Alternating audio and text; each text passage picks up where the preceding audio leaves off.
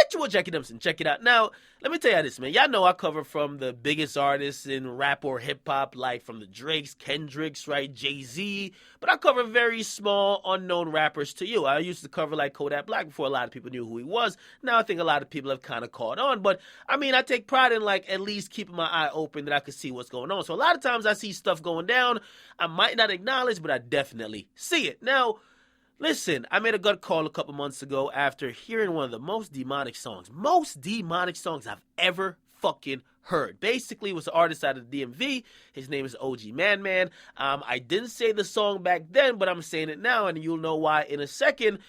But he dropped a record called The Truth, okay? He also had a video along with it. And back on social media, because I was thinking like, hell no, I ain't covering this on YouTube, and I'll tell you why. But I also said I'm not going to even tweet out the name. I'm not going to retweet it. I'm not going to put it on Instagram. And the reason why, it was just too fucking demonic. Basically, if you've never heard of the song OG ManMan, The Truth, basically, it's a song where he's dissing a rival. The rival name is like Big Flock. These are DMV rappers, okay? So if you're not in tune with the DMV scene, you won't know. But he's dissing the other dude, right?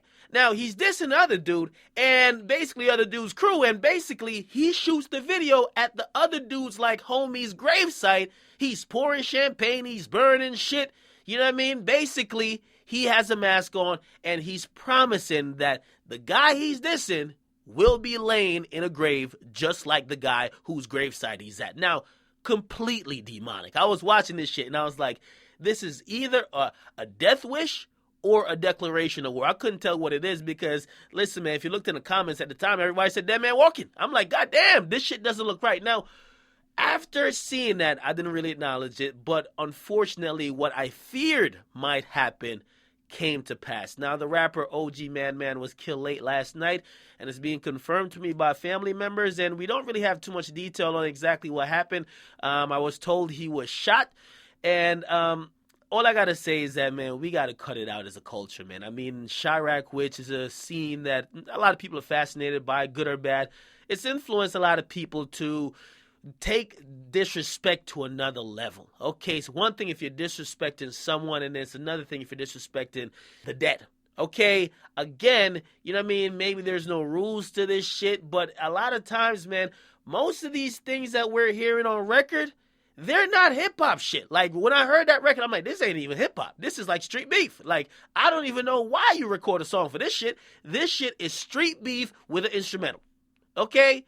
Now, again, I'm really giving credit to Chirac for this because that's where we've seen a lot of people dissing the dead of, like, the rivals. And basically what happens, so people diss the dead ops, right? And what usually happens, niggas retaliate for you dissing people who died.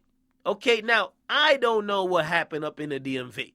I don't know what happened to OG ManMan, but really, I'm doing this story because I kind of, if I have any influence, I want to kind of put it out there like, we got to start drawing a line, okay? Some of this shit just ain't hip-hop no more. I mean, listen, hip-hop is you make a diss song, another nigga make a diss song back, okay? You have a lyrical competition, or you at least have songs going back and forth. Now, when I heard this shit, I'm like, ain't no punchline could actually clap back at this shit. This shit got to be a flat line, okay?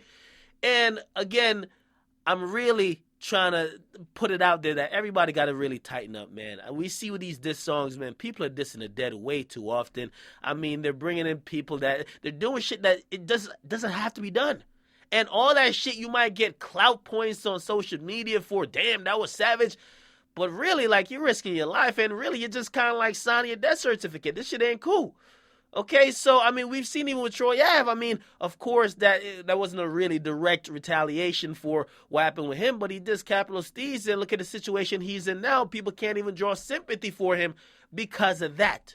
So it's a very sad and unfortunate situation. I'm not sure the extent of what OG ManMan and whoever, Big Flock, and again, I don't know nothing, and I don't know if he had nothing to do with this. But I don't know the extent of their problems. I don't know the extent of the problems OG ManMan had in general. By the way, shout out to Cutthroat TV. I watched a couple interviews where basically he was talking about, at least OG ManMan, he was talking about, like, he said he ain't a rapper. You know what I mean? Again, and I'm thinking like, yeah, you ain't a rapper. I mean, the song sounds good, but still, nigga, what you're saying on this shit, nigga, don't even pick up a mic, pick up a gun. again, very sad and unfortunate situation. I mean, listen, I don't know if people are aiming to be this demonic, but this shit just usually doesn't end well, man. Rest in peace. And listen, I hope everybody figures it out, man. I'm hoping the police solves the murders for everybody, and I hope niggas just stop killing, man. I'm just not into it. But again, very sad and unfortunate situation, and condolences to the family of not only probably who felt offended by his video, but also his family, because he's now deceased. Get a comment, box, you guys like, definitely subscribe to Watch Akademiks. How about